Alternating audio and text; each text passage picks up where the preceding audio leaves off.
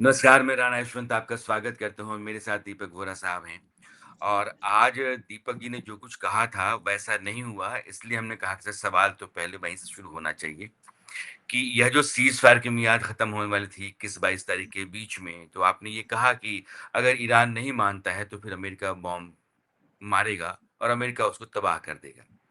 हुआ सर उल्टा, अमेरिका ने ही सीज़फायर की मियाद बढ़ा दी और वो बेमियाद ही है। कारण क्या है सर? बहुत बहुत धन्यवाद sir, thank you very much. बहुत अच्छा लगता है जब आपके साथ होता हूँ। डोनाल्ड ट्रंप बड़ा शातिर खिलाड़ी है। मैंने ये असेसमेंट मेरी थी कि वो मारेगा सीज फायर खत्म होने के बाद, लेकिन फिर उसने सीज फायर इंडेफिनेटली एक्सटेंड कर दी, फिर 5 दिन की कर दी है। सर वो इम्प्रेशन दुनिया को देना चाहता है कि मैं बहुत कंफ्यूज्ड हूँ, मैं बहुत कमजोर हूँ, मेरे पास ताकत नहीं है, और फिर सबको हैरान करेगा ठोक के। अब क्या हुआ है पिछले 24 घंटों ने, ईरान ने 2 कंटेनर जहाज जो हैं उन पर कब्जा कर लिया है। एक लाइबेरियन फ्लैग के अंदर था और एक था पनामा के फ्लैग के अंदर। और ये जो 2 टैंकर्स थे सर, ये जा रहे थे, एक इनमें से भारत आ रहा था। तो हुँ, इनको हम कहते हैं कि फ्लैग्स ऑफ कन्वीनियंस से फ्लाई करते हैं। बड़ी कॉमन चीज़ होती है इंटरनेशनल ट्रेड में कि आप किसी दूसरे देश का फ्लैग लगा देते हैं। अगर किसी एक देश को समस्या है यहाँ जाने से, तो आप किसी और का फ्लैग। और लाइबेरिया के तो बहुत सारे, उनकी टनेज जो है, जितने उनके पानी के जहाज हैं, वो दुनिया में सबसे ज़्यादा है। छोटा-सा देश है, लेकिन अपना झंडा वो सबको अलाउ करते हैं पैसे देकर। हुँ, हुँ, अब ये भारत भी एक आ रहा था, और फिर इन्होंने एक वीडियो रिलीज़ किया है। आईआरजीसी ने दिखाया कि किस तरह से मास्क पहने हुए वो कमांडोज़ वहाँ घुस गए, ये वो बकवास करते हैं। हुँ, ये हुँ। सब एआई जनरेटेड है और ये सब बनाता है आईआरजीसी। इंडिपेंडेंट इसमें से कुछ नहीं है। सर सिर्फ इतना कहना है, ईरान से जो भी खबर आती है, वो कहते हैं ना अंग्रेजी में पिंच ऑफ सॉल्ट, आप एक टन नमक के साथ उसको लीजिए। ये सब यही लोग बनाते हैं, क्योंकि इंटरनेट तो है ही नहीं, तो वहाँ के ऑर्डिनरी लोग कैसे भेज पाएंगे ना? कितने हफ्ते हो गए हैं। अब जब मैंने कहा कि ट्रंप अपने आप को दिखाने की कोशिश करता है कि मैं तो पागल हूँ और कमजोर हूँ एटसेट्रा, फिर जब ठोकता है तो लोग हैरान हो जाते हैं। ये इसका आइडिया। अब देखिए सर, कल और आज यानी 22 और 23 को मिलिट्री प्लानर्स 30 देशों से ज्यादा इंक्लूडिंग इंडिया लंदन में मीट कर रहे थे। हुँ, और क्या डिसाइड कर रहे थे कि भाई किस तरह से खोला जाए स्ट्रेट ऑफ हॉर्मुज को। और हुँ, फ्रांस और इंग्लैंड की जो नेवीज हैं वो मिशन लीड करेंगी कि इसको खोल दिया जाए, कि नेविगेशन को बचाया जाए। अब ये देखिए एक और चीज, कितना शातिर है ये। सब लोग बात कर रहे हैं हॉर्मुज स्ट्रेट्स की हुँ, ब्लॉकेड की, जो ईरान ने किया है। किसी ने ये नहीं कहा है कि अमेरिका ने जो नाकाबंदी की है वहां पर, उसका क्या होगा। ये सब ट्रंप की चाल है। सो ये दिखाएगा कि मैं बड़ा कमजोर हूँ, नपुंसक हूँ, ये हूँ वो हूँ। लेकिन अब मेरा मानना है, क्योंकि इसने पहले कहा था 21 अप्रैल को कि ईरान ने कितनी बार सीज फायर को उल्लंघन किया है, उसके बाद यूनाइटेड स्टेट्स एयरफोर्स का ट्रैफिक बढ़ता जा रहा है। मेरा अपना मानना है सर कि अब ये मारेगा सर। अभी क्यों मैं ऐसा कह रहा हूं सर, अगर इसको जरा सा भी विचार इसका होता कि भाई मैं नहीं मारूंगा, सर हुँ, 1.5 लाख सिपाही इसके वहां क्या कर रहे हैं सर? भोजन करने आए हैं, पिकनिक करने आए हैं, पार्टी करने आए हैं? इतने हुँ। सारे उसके लड़ाकू विमान हैं, इतनी सारी शिप्स हैं, 3 एयरक्राफ्ट कैरियर हैं। ये लोग क्या कर रहे हैं इधर सर? आप तो मुझसे कहीं ज़्यादा बुद्धिमान हैं। ये क्यों आए हैं वहाँ पर? और इस बार जो इसको मारेंगे ईरान को, क्योंकि ईरान बहुत फुदक रहा है अभी। ये जो हुँ, पानी के जहाज पर, हम तो उनके दोस्त थे, हमारा भी एक डेस्टिनेशन का ले गए। ये गधे हैं, क्योंकि डिप्लोमैटिकली जो डिप्लोमैटिक सिस्टम है तेहरान का, वो बिल्कुल भस्म हो गया है। वो बाबरची जो उनका फॉरेन मिनिस्टर है, वो तो कह चुका है कि मेरी तो कोई सुनता नहीं है। वो पेजेश्कियान साहब जो राष्ट्रपति थे, वो भी कह सके मैं तो कैदी हूँ यहाँ पर। ये तो सब सब कुछ ये रेवोल्यूशनरी गार्ड कोड चला देखिए दो। सर, और मैं ये आपको 2 बयान आपको बताना लेट मी चाहता हूँ। Let me let me complete जी, सर।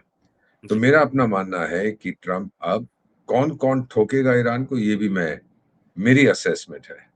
हुँ, इज़राइल ठोकेगा, हुँ, अमेरिका ठोकेगा, यूएई ठोकेगा, कुवैत, बहरीन, सऊदी अरेबिया सब मिलके मारेंगे।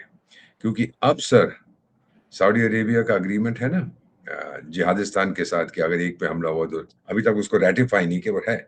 और हुँ, अब जो है जिहादिस्तान बड़ा नाराज हो गया ईरान से, कि तूने तो मेरी नाक कटवा दी। मैं तो दुनिया को कह रहा था कि मैं तो दुनिया का सबसे बड़ा देश बन गया हूँ और मैं सबकी पीस करवा दूंगा, तूने तो मेरी नाक कटवा दी है।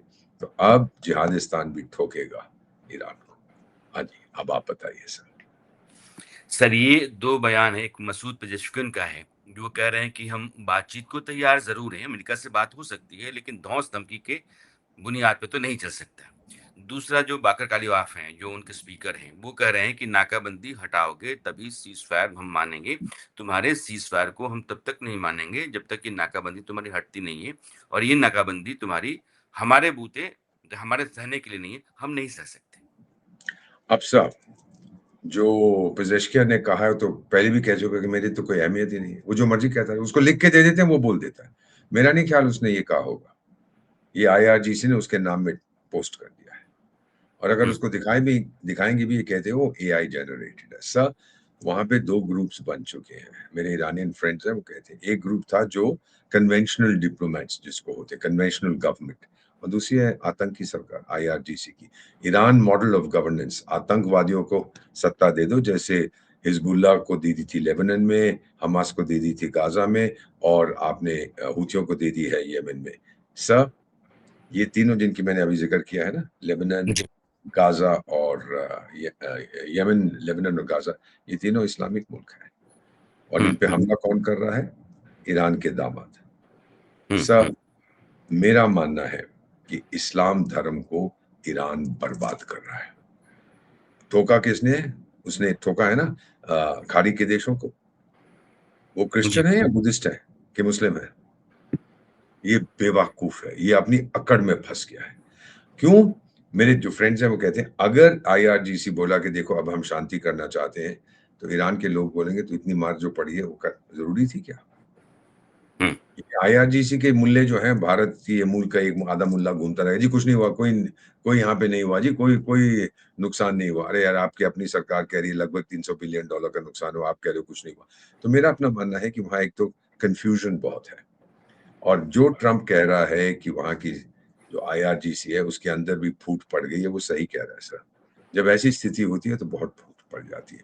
लेकिन वहाँ के लोग अपने विचार एक्सप्रेस नहीं कर सकते। आपने बिल्कुल सही कहा कि मेरा असेसमेंट था कि वो बहुत जल्दी ठोकेगा। लेकिन ये भी अभी भी मेरा असेसमेंट है, he is playing for time. वो खेल रहा है और सर, आज मैं किसी सारी व्यक्ति से दुनिया को बात कर रहा बताएगा था। कि गलती ईरान की थी, मेरी नहीं है। मैंने तो सीज़फायर भी कर दिया था। हुँ, मैं हुँ, तो ये भी तैयार था, वो भी तैयार था। ये कमीने नहीं मान रहे। हुँ। सर, आज मैं ईरान के किसी व्यक्ति से बात कर रहा था, तो उन्होंने कहा कि हमारे यहाँ इंटरनेट काम कर रहा है और झूठ हम बोल रहे हैं। लोग हिंदुस्तान के चैनलों के साथ लाइव हैं, इसलिए हैं कि हमारे यहाँ इंटरनेट काम कर रहा है और हमारे यहाँ ज़िंदगी सामान्य है। जिस दिन से हमला हुआ है, मेट्रो हमारी चलती है ज़मीन के नीचे, मेट्रो चल रही है, बसें चलती हैं, बसें चल रही हैं। शाम को चौराहों पर लोगों का झुंड जमा होता है, वो नारे लगाते हैं, सरकार के साथ अपने आप को खड़ा करते हैं और ईरान ज़िंदाबाद कहते हैं और फिर 3-4 घंटों के जलसे के बाद वो घर चले जाते हैं। हमारे यहाँ फ़र्क नहीं पड़ा। ये भारतीय मूल का मुल्ला है? कमोवेश, हालाँकि वो नहीं है जो अपने यहाँ बैठते हैं, ये वहाँ के रेडियो में काम करते हैं और ये तो जर्नलिस्ट कोई हैं नुकसान लेकिन नहीं हुआ है, तो फिर उनकी सरकार $300 बिलियन क्यों माँग रही है? ईरान की नहीं, वो फ़ोटोएँ कह रहे हैं देखी? कि नुकसान हुआ है लेकिन ज़िंदगी पर कोई असर नहीं पड़ा है। बहुत भयंकर असर पड़ा है। 120% अब महँगाई का भट्टा हो गया वहाँ। 80% बेरोज़गारी है नौजवानों में। ये क्या बकवास कर रहा है ये मुल्ला? सच्चाई देखी है सर, आपने फ़ोटोएँ देखी हैं इंटरनेट पे? तेहरान की? देखिए, हमें देखिए, वो तो डेवास्टेशन। सरकारी आंकड़ा है $300 बिलियन का, तो नुकसान का तो है, उसमें कोई दो राय तो है नहीं। सर, बहुत नुकसान हुआ है। हुँ, ईरान के लोग तंग आ चुके हैं, लेकिन ये मुल्ला उनको बोलने नहीं देंगे। हाँ जी, सामान्य ज़िंदगी है। सामान्य ज़िंदगी है तो इतनी महँगाई क्यों है सर? और लोग जो सड़क पे आते हैं, किसी में एक मैं आपको कहानी बताऊँ? जी। लोग जो सड़क पे आते हैं, वो क्या बोलेंगे सर? सरकार के साथ नहीं खड़े होंगे तो किसके साथ खड़े होंगे? डोनाल्ड ट्रम्प के साथ। हुँ, अभी बहस हो रही है ईरानियन की और अमेरिकन की। सुन लीजिए, ये भी इसमें सच्चाई है कुछ हद तक। अमेरिकन कहता है देखो भई, हमारे देश में आज़ादी है। मैं तो वॉशिंगटन में खड़ा होके कह सकता हूँ डोनाल्ड ट्रम्प बेवकूफ़ है, मुझे कुछ नहीं होगा। हुँ, ये अमेरिकन कह रहा है कि मैं अपने देश की की राजधानी में खड़ा होके कह सकता हूँ डोनाल्ड ट्रम्प पागल है, मुझे कुछ नहीं होगा। तो ईरानियन कहते हैं ये कौन-सी बड़ी बात है? मैं भी तेहरान में खड़ा होके कह सकता हूँ कि डोनाल्ड ट्रम्प पागल है, मुझे भी कुछ नहीं होगा। I mean this is a joke, अब ये मजाक बन चुका है। इतनी मार पड़ रही है, अगर दुनिया की सहानुभूति चाहते हैं तो कहिए हमें बहुत मार पड़ी है। लेबनान ने तो कह दिया मुझे बहुत नुकसान हुआ है, हुँ, हुँ। लेकिन ये लोग, हाँ, अल्लाह हमारी रक्षा करेगा, हमें कोई नुकसान नहीं, बहुत नुकसान हुआ। आप फोटो में देखिए, सैटेलाइट इमेजरी देखिए सर। इस्फहान नाम सुना है आपने? जी। 29, 30, 31 को 4 घंटे जलता रहा। 4 घंटे, जो मिलिट्री इंडस्ट्रियल कॉम्प्लेक्स था, जहाँ हुँ, मिसाइलें स्टोर करी थी, ये क्यों? वहाँ पे सुरंगें बनाई थी, वही सुरंगें जो इन्होंने हूती, हमास और हिजबुल्लाह को बनानी सिखाई है। ये हुँ, बड़े हुँ, गंदे लोग हैं इस मामले में। 4 घंटे तक वो चलता रहा, एक अमेरिकन हिट गई, उसको प्राइमरी एक्सप्लोजन कहते हैं। यही B-2 बॉम्बर के जो है ना सर, 1000 किलो वाले बॉम्ब, जो हुँ, हुँ। बंकर बस्टर कहते हैं, जो नीचे जी, जा रहे जी। थे। इन्होंने बहुत वो कंक्रीट वगैरह बना रखा था कि बच जाए। लेकिन मैंने देखी हैं ये इमेजेस सर, और मैं इन पे यकीन करता हूँ। 4 घंटे तक चलता रहा वो। प्राइमरी एक्सप्लोजन के बाद, जो पहले, उसके बाद फिर सेकेंडरी, फिर मिसाइल को इधर जा रही है, को उधर, सब कुछ नष्ट कर दिया। अब हुँ, क्यों, ये दीपक कैसे हुआ? और फिर अगर नुकसान नहीं हुआ तो ये क्या है? कई, मेरा मानना है सेवरल $100 मिलियन का नुकसान हुआ है। और ईरान ये सब बना के किस लिए रख रहा था ये सारी चीजें? शायद भूटान पे हमला करना चाहता होगा, या पेरू पे हमला करना चाहता होगा। हुँ, ये सर, जब आप इसको डिस्पैशनेटली देखते हैं ना, आप मन को और दिल को अलग करके देखिए, ये क्यों कर रहा है जो कुछ कर रहा है? चाहता क्या? अगर मान लीजिए कल डोनाल्ड ट्रंप कहता है अच्छा भाई मैं जा रहा हूं घर, अमेरिका वाले उसको कच्चा खा जाएंगे एयरपोर्ट पे। ये फिर गया क्यों था वहां पर? तूने क्या और अगर वो ईरान को घुटनों पर ले आता है, तो मिड टर्म पोल्स में उसकी पार्टी का बोलबाला हो जाएगा। हाँ, यही सवाल है दीपक जी। मेरा सवाल यही है कि आपने कहा कि लाख से ज़्यादा का की फ़ौज ला कर के उन्होंने पिकनिक के लिए तो डेढ़ रखी लाख नहीं है। 1.5 लाख तो पिकनिक के लिए तो है नहीं, वो खाना खाने तो आए नहीं हैं। लाज़मी है कि उसका भी खर्चा आप पर बन रहा है। तो आपकी नेवी, आपकी एयर फ़ोर्स, आपकी आर्मी, यह सब आकर के वहाँ बैठी हुई हैं और लंबा बैठी हुई हैं, 50 दिन से ज़्यादा हो गया है। जो वहाँ डिप्लॉयमेंट था उसके अलावा की बात मैं कर रहा हूँ।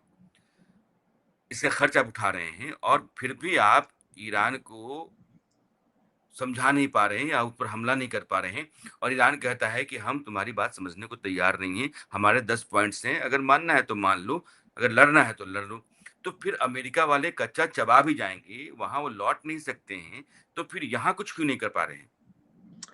ये जो 2 जहाज पानी के इन्होंने अगवा किए हैं, अब मैं सुन रहा था एक अमेरिकन फ्रेंड को, उन्होंने कहा कि अमेरिका नेवी का एक डिस्ट्रॉयर देख रहा था, सब कुछ। कुछ नहीं हुँ, कर पाया क्योंकि ऊपर से आदेश नहीं आया था। इनका हुँ, सिस्टम बड़ा टाइट होता है सर। ये डिसेंट्रलाइज़्ड सिस्टम नहीं है जो ईरान ने कर दिया है। किसी भी हुँ, प्रांत का आईआरजीसी का व्यक्ति जो चाहे वो कर सकता है। हुँ, तो हुँ, अब उन्होंने तो उसको थोड़ा-सा हल्का किया है, और डोनाल्ड ट्रंप ने ये कहा है कि मैंने अपनी नौसेना को बोला है कि कोई भी जहाज़, बड़ा हो चाहे छोटा, बड़े तो है ही नहीं, छोटे जहाज़, अगर वो हॉर्मुज़ में सुरंगें हुँ, बिछा रहा है, उसको उड़ा दो। सर हल्की, इसको ग्रेजुअली वो एस्केलेट करता जा रहा है। ईरान नहीं मानेगा। फिर ट्रंप बोल पाएगा सारी दुनिया को कि मैंने सब कुछ कर दिया। मेरा व्यक्ति तो इस्लामाबाद भी गया था। मैं फिर हुँ, मैंने कहा कि मैं बात करने को तैयार हूँ। ईरान ने सीज़फायर का उल्लंघन किया, ये किया, वो किया। अब मैं इससे ज़्यादा क्या कर सकता? अब मैं उसको खत्म कर दूँगा। तो मेरा अपना मानना है सर कि अगले 48 घंटे में, हो सकता है मैं गलत हूँ। हुँ, हुँ, मेरा मेरा दिल चाहता है कि मैं गलत हूँ। हुँ। मेरा मन कहता है कि ये होगा। मेरा ख़्याल है अगले 48 घंटे में। अब इसकी पूरी तैयारी है। अब ये मारेगा, और ये जब कहता है कि मेरी मिलिट्री कह रही है सर आज्ञा दो, हम जा रहे हैं अंदर। हुँ। मज़ाक नहीं कर रहा ये। सर एक रिपोर्ट है, उस रिपोर्ट को मैं आपके सामने रखना चाहता हूँ। ये रिपोर्ट सर सीएसआईएस की है, यानी कि centre for strategic international studies जो है, उसकी। और ये रिपोर्ट कहती है कि अमेरिका का जो गोला बारूद सलाह मिसाइल है, वो बहुत हद तक खत्म हो चुका है। 45% प्रिसिशन स्ट्राइक मिसाइल, 60% ज़्यादा third interceptor, 50% patriot air defence system जो उनका है, वो इस्तेमाल हो चुका है। अमेरिका को चिंता ये इस बात की नहीं है कि इस लड़ाई को कैसे आगे ले जाएगा। इस लड़ाई के उसके पास हथियार हैं, लेकिन आगे के समय के लिए उसके पास हथियार नहीं होंगे। ये रिपोर्ट कहती है कि टॉमहॉक अगर है, तो टॉमहॉक के लिए लगभग $2.6 मिलियन का खर्च आता है और 4 साल में बनता है। और लगभग 850 इनके पास 3100 का भंडार तो था। मैं सीधा इसका आज जवाब देता हूँ सर, जी, जी। Disinformation, fake news. हुँ, जो देश एक दिन में एक लड़ाकू विमान बनाता है, ये सब की उसको परवाह नहीं है सर। हाँ, कुछ हद तक कम हो गई होगी। ईरान की देखो कितनी है। वो तो कहता है मेरी एक भी मिसाइल खत्म नहीं हुई। अभी तो मेरे पास नए हथियार हैं जिनका मैंने प्रयोग नहीं किया। 60% हम क्या लोग कहने हैं कि बेवकूफ़। मेरे ड्रोन और मिसाइल्स 60% के आस-पास मेरे पास हैं। सर मेरी बात मान लीजिए, कहता है मेरे पास कुछ ऐसे हथियार हैं जिनका मैंने प्रयोग नहीं किया। तो वो किस लिए, दिवाली के लिए रखे हुए हैं या अपनी अम्मा के निकाह के लिए रखे हुए हैं? हुँ, हुँ। अगर आपका जंग हो रहा है सर, सुन लीजिएगा सर, मुझे तजुर्बा है ना सर। सर जब जंग होता है, सबसे पहले आप दुश्मन का मनोबल तोड़ते हो और अपने सबसे घातक हथियार आप उनका प्रयोग करते हो। आप उनको लॉकर में छुपा के नहीं रखते हो। ये बेवकूफ़ लोग हैं।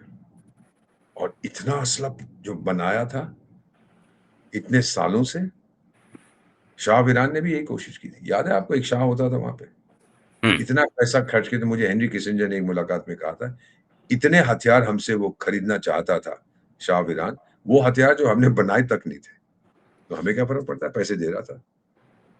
जो तेल के पैसे मैं उसको देता था, वो मेरे पास वापस आते थे। वो चाहता था कि ईरान की उसे दुनिया में तीसरे नंबर की फ़ौज हो। यूनाइटेड स्टेट्स, सोवियत संघ और ईरान। और यही जी, सपना इन लोगों का है कि इस एरिया में हम नंबर 1 हो। अरे इस एरिया में तेरे चाचे बैठे हैं। चार्ज थी। इंडोनेशिया बैठा है, भारत बैठा है, पाकिस्तान बैठा है, इंडो पे आपको पता है ना कि एक इंडो पैसिफिक एरिया में भी इंडोनेशिया के नज़दीक एक और पानी का जहाज़ इरानियन लिंक्ड, उसको जी, अमेरिका ने सीज़ कर लिया। ईरान कुछ कर नहीं पा रहा है सर। वो फ़ोकस कर रहा है हॉर्मुज़ पे। हुँ। दुनिया फ़ोकस कर रही है हॉर्मुज़ पे। लेकिन जो नाकाबंदी है अमेरिका की, उसके बारे में कोई बात अभी नहीं कर अमन रहा। नहीं हुआ। और अभी आप देखिएगा सर, अगर ये ब्रिटेन और फ्रांस की नेवीज़ जी। ब्रिटेन और फ्रांस की नेवीज़ घुस जाती हैं हॉर्मुज़ में, हुँ, हुँ। चलिए हम रास्ता साफ़ कर रहे हैं आपके लिए, आप पीछे आओ। जो कह रहे हैं ना मिलिट्री प्लानर्स, अब ये करेंगे कल, फिर ईरान क्या करेगा? उनकी नेवी को डुबो देगा? नेटो कूद पड़ेगा एकदम। और फिर मेरा मानना है सर कि 20-25 नेटो के देश जब एक साथ हमला करेंगे ईरान पे, तो मुल्ले फिर जो करना है करेंगे। दीपक जी, एक सवाल दुनिया भी पूछेगी, मैं भी आपसे पूछना चाहता हूँ कि जिन नेटो कंट्रीज़ ने गो अहेड सर। हाँ सर, ले लीजिए आप, ले लीजिए। जिन नेटो कंट्रीज़ ने ईरान को सही ठहरा करके, अमेरिका के हमले को गलत बता करके अपने आप को दूर रखा, वो अमेरिका के साथ नहीं गए, हालाँकि उनका एक कमिटमेंट पहले का रहा होगा कभी। वो अचानक से अमेरिका के साथ आकर के ईरान पर हमला बोलना क्यों मुनासिब समझेंगे? वो करेंगे इसलिए कि ब्रिटेन और फ्रांस पर हमले किए गए, और ट्रंप को किसी की परवाह नहीं है। फ्रांस की शक्तिशाली फौज है, ब्रिटेन की बहुत नपुंसक है लेकिन है। ये दोनों उसके साथ आ जाए काफी है। उसको डर, अभी यूरोपियन यूनियन में, नेटो में अमेरिका के बाद कौन है सर? एक जर्मनी है, फ्रांस है, ब्रिटेन है, बाकी तो छोटे मोटे हैं। हुँ, किसी में दम नहीं है। डेनमार्क क्या कर लेगा, स्वीडन क्या करेगा? नथिंग। ये तो जाएंगे सर।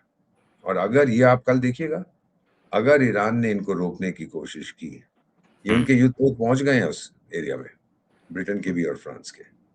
और अगर ईरान ने रोकने की कोशिश की, तो फिर तूफान आएगा सर।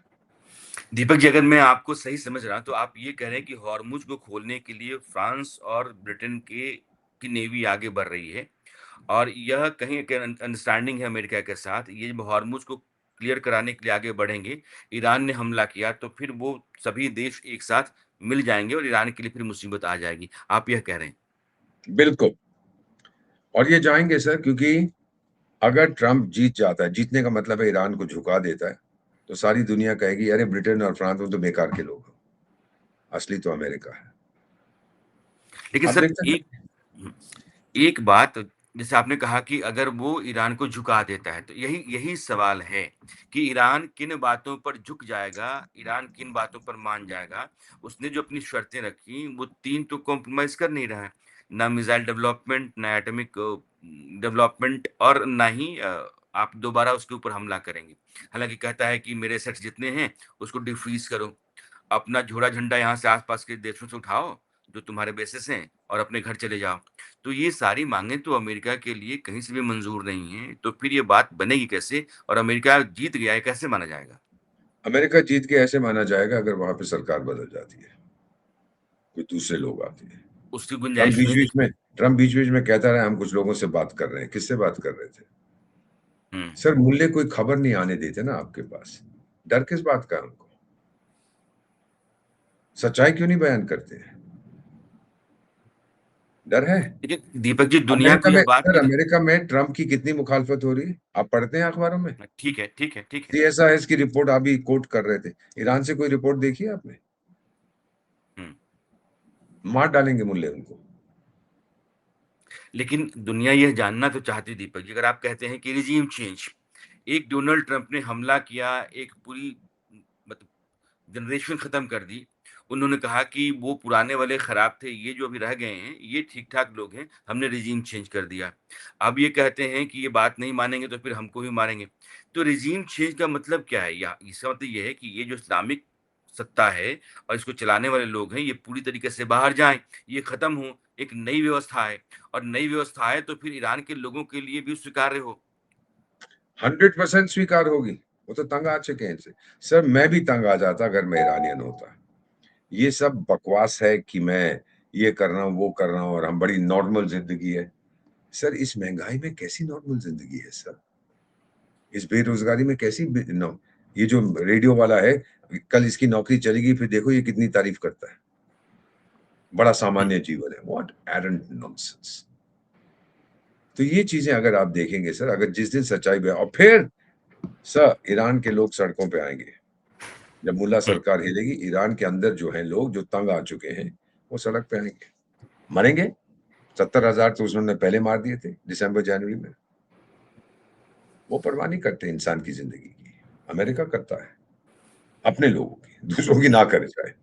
हाँ, अमेरिका के लिए सर सबसे बड़ा डर है कि उसकी अपनी कैज़ुअल्टी ना हो, कैज़ुअल्टी ही अमेरिका के लिए सबसे बड़ी मुसीबत है, वहाँ की सरकारें उखाड़ कर फेंक दी जाएँगी, अगर ज़्यादा से ज़्यादा सैनिक उसके मारे जाते हैं तो। मुझे तो डोनाल्ड ट्रंप का जो सबसे बड़ा डर है, वो यही है कि हमने बूट ऑन द ग्राउंड किया। इसीलिए बूट्स ऑन द ग्राउंड वो नहीं करेगा ना, जिहादिस्तान की बूट्स जाएँगे, हुँ। मरने के लिए और रास्ता खोलेंगे अमेरिका के लिए।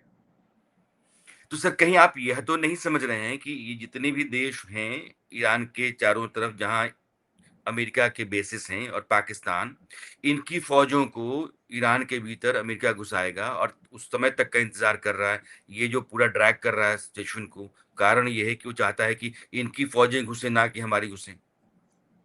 मेरा मानना है कि पाकिस्तान को क्या मिल रहा है, ये सब कुछ करने में? वो अलग बात है, मैं दुनिया का सबसे बड़ा मध्यस्थोफिकेशन करने हुआ, मैं ये करूँगा, वो सब बकवास है।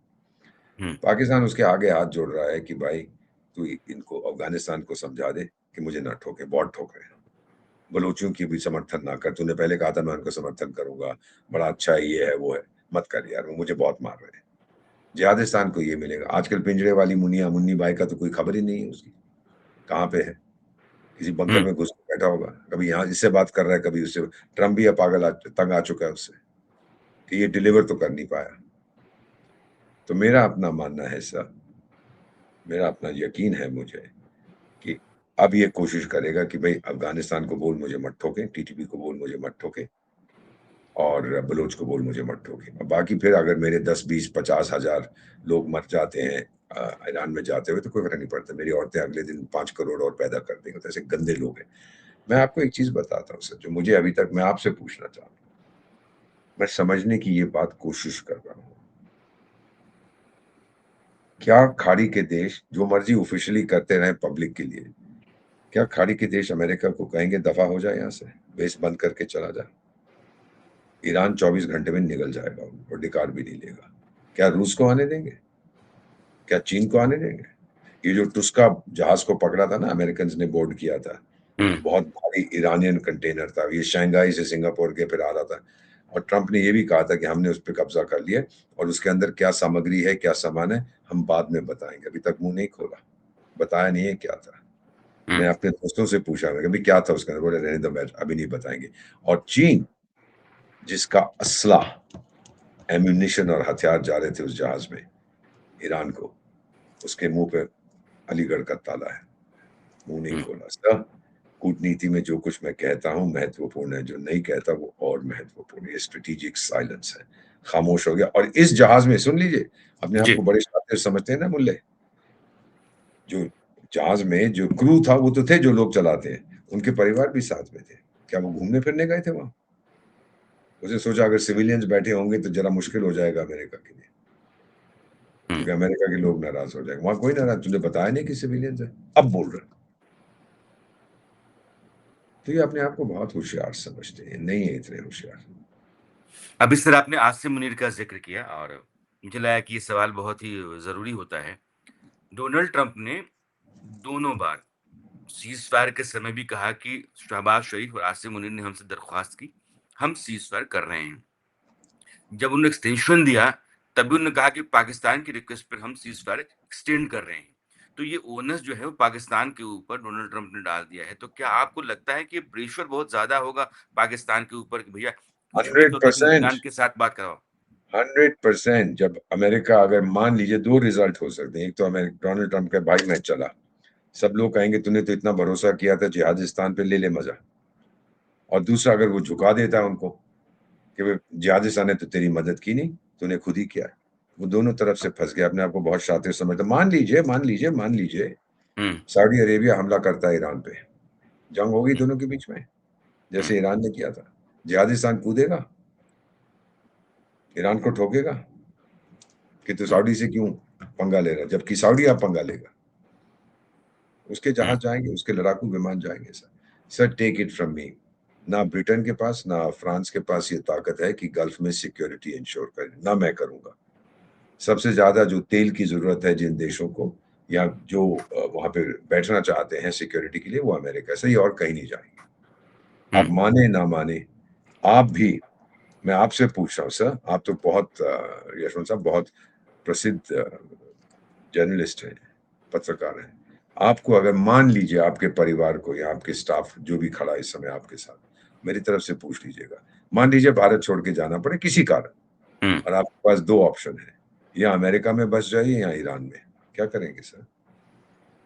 चुनाव क्या होगा आपका? ज़ाहिर है, पहला वाला होगा।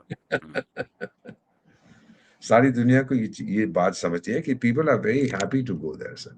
अब वो कुछ ट्रंप ने किसी को रीपोस्ट कर दिया, कोई गधा है वहाँ पे सैवेज, मैंने देखे हैं उसके पॉडकास्ट, कि ये हेल होल है इन चाइना और भारत और ऐसे देश, क्योंकि वहाँ की औरतें जब 7-8 महीने प्रेग्नेंट होती हैं, आके बच्चे यहाँ पैदा कर देती हैं। वो अमेरिका का सिस्टम है ना यूजुअली, अगर हुँ, कोई भी बच्चा, फ़र्क नहीं पड़ता माँ-बाप कौन है, अमेरिका में पैदा होता है तो उसकी वहाँ की नागरिकता मिल जाती है। हमारा अलग है कि खून का रिश्ता होना चाहिए माँ-बाप का, या भारतीय होने चाहिए एटसेट्रा। तो not by territory, citizenship by birth, by citizenship by relationship हमारा, उनका अलग है। तो बाय बर्थ हो गया तो हो गया। मेरे परिवार एक में से कई सवाल हैं चूँकि अभी आपने जिन्होंने, उसका ज़िक्र किया। हुँ, आपने कहा कि मैं बता खाड़ी दूँ, के मेरे अपने सर परिवार में कुछ लोग हैं आईटी में हुँ, जो वहाँ काम कर रहे थे। हुँ, हुँ, गए, शादी हुई, यहाँ चले गए, वहाँ बच्चा हुआ, मम्मी-डैडी के पास नहीं है अमेरिकन पासपोर्ट, बच्चे को एकदम मिल जाता है, क्योंकि जन्म वहाँ हुआ है। ट्रम्प उसको रोकना चाहता है, पहले भी उसने कहा था। और चाइना का तो एक बहुत बड़ा रैकेट है वहाँ पर, वहाँ तो घर हैं उनके सेफ हाउस, 7वें महीने के बाद महिला के पेट पे रस्सियाँ-वस्सियाँ बाँध के भेज देते हैं ताकि पता ना लगे कि वो गर्भवती है। वहाँ जाके हुँ। बच्चा पैदा हो जाता है। अमेरिकन नागरिकता, वापस आ जाते हैं। ये तो अभी चीज़ सर बड़े आपने हाँ, मैं सर? समझ गया सर। अभी आपने कहा कि खाड़ी के जो देश हैं अमेरिका के साथ आज की तारीख में हैं, अगर वो अमेरिका नहीं हो तो ईरान को चबा जाएगा। लेकिन अगर ऐसा है तो सऊदी और यूएई के भीतर से ये आवाज़ क्यों उठ रही है कि हमको अमेरिका के प्रोटेक्शन की ज़रूरत नहीं है। अमेरिका के चलते हमको नुकसान ज़्यादा हो रहा है। अमेरिका अगर अपने आप को प्रोटेक्ट नहीं कर पा रहा है, तो हम सबको कैसे प्रोटेक्ट करेगा? ये चाइना के घुसने और चाइना के लिए रास्ता बनाने वाले बयान नहीं हैं। जैसे नहीं, यूएई का एक बयान और मैं बता रहा हूँ सर, अभी कल ही का था कि मैंने सुना है। 270 $270 बिलियन हमारे पास हैं। अगर ये खत्म होते हैं, तो हम युआन में भी तेल बेचना शुरू कर देंगे। तो मुझे ये सर मालूम है सर। अमेरिका हाँ, ये चीज़ मुझे मालूम है, ये अमेरिका के ऊपर हुई, ये क्या कहते हैं, सर हकीकत अलग होती है, दिल के खुश रखने को गालिब, ये ख़्याल अच्छा, ये बयान देते रहेंगे, डिसइन्फॉर्मेशन ये चलती है। कहाँ जाएँगे? चीन को कहेंगे आके हुकूमत कर मुझ पे, अपना हुँ, बेस बना ले यहाँ पर। चीन, ईरान से पहले चीन निगल जाएगा इनको। हुँ, सब, और फिर चीन में अब दम नहीं है सर, क्योंकि वहाँ पे आपको पता है टिंगलिंग की सरकार भी बहुत डगमगा रही है। पता नहीं पिंग-पोंग कहाँ गया? वो हर दूसरे दिन 8-10 जनरल को बर्खास्त कर देता है। शायद उसके पास पूरी फैक्ट्री है जनरल्स के लिए। हर चौथे दिन उसके 100 जनरल खड़े हो जाते हैं, फिर आधों को निकाल देता है, फिर और खड़े हो जाते हैं। And China is in deep trouble. कुछ पता, कोई खबर आई है टिंग-पिंग की? टिंगलिंग की कोई खबर आपने पढ़ी नहीं है? इधर इधर इधर नहीं है सर, इधर इधर देखिए, नहीं है। ये तो मैं सवाल पूछना चाहता हूँ, इसका मतलब ये है कि चाइना से कोई नहीं डील, सर भरोसा नहीं है ना। अमेरिका पे तो भरोसा है। ये हुँ। ट्रम्प साहब जो मर्ज़ी कहें, लेकिन उनको पता है कि अगर हम लोग, क्योंकि तेल तो हमारा ही है, अमेरिका हमारा तेल कंट्रोल करना चाहता है, और अगर कोई ऐसी बात हुई तो अमेरिका ज़रूर आएगा हमारी मदद के लिए, और वो जाएगा सर। सर एक आंकड़ा है मैं आपके सामने रखना चाहता हूँ। ये पिछले 50 दिनों के भीतर 55 करोड़ बैरल का नुकसान हुआ है इस हॉर्मुज़ से जो शिप्स निकलते हैं तेल को लेकर के। 55 करोड़ बैरल नहीं गया दुनिया को और लग 70 lakh ton liquid natural gas LNG.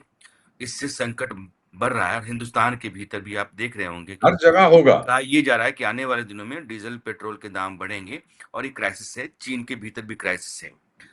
Iran ने अगर हॉर्मुज़ को लंबे समय तक बंद करके रखा, अमेरिका ने हॉर्मुज़ को नहीं खुलवाया, आप कह रहे हैं कि ब्रिटेन और फ्रांस की नेवी भी खुलवाने कल, के लिए कल, आगे कल, बढ़ेगी। कल उनकी मीटिंग तो सर 22-23 ये को हुई है, आज हाहाकार 23 मच तारीख। जाएगा और विलेन के तौर पर अमेरिका ही आगे आ जाएगा। तो खुलवाने के लिए दबाव भी इन देशों के ऊपर होगा।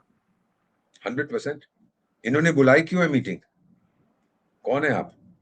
तू कौन मैं खामखा? हुँ, चौधरी साहब, जब आपने ये मीटिंग बुलाई है 30 देशों की, हम भी थे वहाँ, मिलिट्री प्लानर्स की, और अब आप कह रहे हैं कि हम जा रहे हैं वहाँ उसको खुलवाने के लिए। वेरी गुड, जाओ। ईरान किस-किस से भिड़ेगा? आपके 1-2 जहाज़ डुबो दिए, या जर्मनी भी जा रहा है, स्वीडन भी जा रहा है, ये भी जा रहा है, वो भी जा रहा है, मैं भी शायद जाऊँगा। अगर किसी के जहाज़ डुबो दिए तो फिर देख ईरान तेरा क्या हाल होता है। वो हुँ, जितना मर्ज़ी रेडियो जॉकी, अजी कुछ नहीं है, बहुत नॉर्मल है, सब कुछ बहुत अच्छे हैं हम, देखो हमको पहले से ज़्यादा खाना मिलता है, हमारा करेंसी कितनी तगड़ी हो गई है, रियाल की हालत देखी है आपने? हुँ। तो ये चीज़ें अगर आप समझेंगे, मैं तो अर्थशास्त्री हूँ, इकोनॉमिस्ट हूँ, आपको पता लग जाएगा कि सर उसकी हालत बहुत नाज़ुक है। कहने के लिए जो मर्ज़ी कहिए। सर अरे मैंने सवाल किसी ऑपोज़िशन वाले को तो लाओ, हुँ, ऑपोज़िशन हुँ। कोई है नहीं, उसको मार देते हैं। मैंने जब सवाल किया था तो उनका जवाब ये था कि पिछली बार जून में जब हमला हुआ था उसके बाद से ईरान को लग गया था कि उसको एक लंबी लड़ाई लड़नी होगी जी। और जून से ही अभी तक उन्होंने देश भर में जो रसद का पूरा इंतजाम है वो किया कि साल भर भी लड़ाई लड़नी पड़े तो रसद का टोटा देश में ना हो और कैस्पियन सी की तरफ से सप्लाई हमारी बनी हुई है और नॉर्थ ईस्ट में जो हमारे कंट्रीज लगते हैं सीमा से उनकी तरफ से भी तो ईरान के भीतर कोई संकट नहीं है क्योंकि इकॉनमी आपसे जानते हैं ये सप्लाई चेन को भी समझते हैं। क्या ये बात सही है? ईरान के इकोनॉमी की हालत बहुत खराब है सर। पैसा कहाँ से देगा?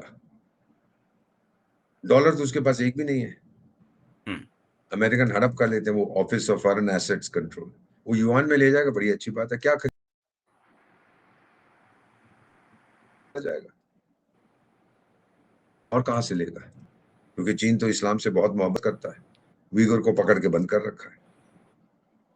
सर ये बहुत हुँ, समस्याएँ हैं, बहुत समझ रूस को तो ख़ैर प्रॉब्लम है नहीं, क्योंकि रूस तो इम्पोर्ट करता नहीं है तेल, वो तो एक्सपोर्टर है। चीन इम्पोर्टर है। हुँ, तो अभी खबर आ रही है कि इतने मिलियन बैरल गया, इतने में, ये सब बिल्डअप है कि देखिए जी आपने नाकाबंदी की है, फिर भी वो अपना तेल बेच रहा है। तो फिर ट्रम्प साहब का तो पता ही, अच्छा ये कर रहा है, जाओ भाई नेवी ठोको उसको। ये सब सर एक प्रेशर एक बुनियादी सवाल है, चूँकि हम लंबे समय से आपसे चर्चा करते हैं, आगे हम लोग करते रहेंगे। हिंदुस्तान को लेकर के हमने बीच में ज़िक्र नहीं किया। हिंदुस्तान में तेल का संकट खड़ा होने जा रहा है। हिंदुस्तान के जहाज़ भी पकड़े गए। बीच में हुआ कि हिंदुस्तान उन 6 अपने देशों में 40 से देशों से आप तेल लेते हैं। ये ना भी ठीक देगा है सर। कहीं और से लेंगे, महँगा ज़रूर लेंगे। लोगों को इसको महँगाई होगी, लेकिन हमारी गलती क्या है सर? ये जंग मेरा तो है नहीं। हाँ, किसी ठीक और है। ने मुझ पे थोप दिया है। बस ये चीज़, एक सबक मैंने सीखा है कि कुछ 1-2 इक्का-दुक्का देशों पे पूरी तरह से रिलायंट मत हो। जैसे हम चाइना पे रिलायंट थे सिर्फ ये क्या वो सप्लाई चेन्स के लिए। हुँ, हम खरीदेंगे, हम अपनी तरफ से भी पूरी कोशिश करेंगे, और भारत के लोगों को, ये मेरा उनसे अनुरोध है आपके चैनल के ज़रिए, आपको मिलके ये जो बोझा है सरकार पे मत डालिए, खुद बाँटिए। सर, एक ही चीज़ मैं कहूँगा सर, जो मेरी ज़िंदगी में हमेशा मेरे लिए एक असूल रहा है। मैं ये नहीं पूछता भारत मेरे लिए क्या कर रहा है। मैं ये पूछता हूँ मैं भारत के लिए क्या कर रहा हूँ सर? लेकिन इससे सिर्फ़ ज़्यादा जो सरकार होती है, सरकार की ज़िम्मेदारी देश होता है। देश के लोगों 100%। की बेहतरी और जब होता है सरकार, और इसमें सरकार की क्या गलती है? ठीक है। कोई नहीं है ना। वो कोशिश कर रहे हैं कि और जगह से तेल लें, और जगह से लें। बार-बार बयान देते हैं, आपके मंत्री लोग कहते हैं, आपके सिविल सर्वेंट्स कहते हैं कि हम कर रहे हैं, वी विल डू इट, हल्के-हल्के। सारे अपने पत्ते तो आप टेबल पे नहीं डालते हो ना सर। हुँ, अर्जेंटीना से भी हमने कुछ लिक्विड क्या सीएनजी या पीएनजी जो भी है मँगवाया है। एलएनजी हल्के-हल्के। मंगवा रहे हैं। फिर जी। इसका एक सर एक रॉबर्ट मर्टन थे अमेरिकन सोशियोलॉजिस्ट, उनका कानून था अनइंटेंडेड कॉन्सिक्वेंस। आप कुछ करिए, लेकिन उसका परिणाम कुछ उल्टा हो सकता है।